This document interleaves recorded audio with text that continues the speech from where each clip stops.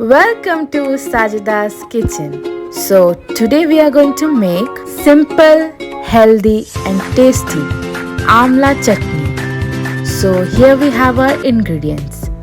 Amla, then we are going to add jeera, ginger, chilies, add enough water, grind all the ingredients except coriander, salt and sugar. Once we grind the amla, here we are adding coriander, sugar, salt. Here we have taken black salt, but you can use salt of your choice.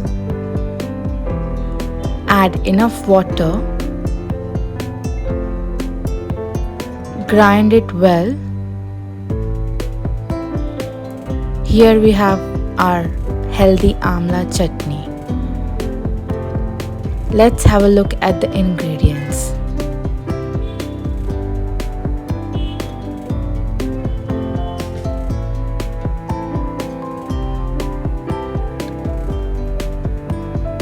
Hope you enjoyed the recipe. Thanks for watching.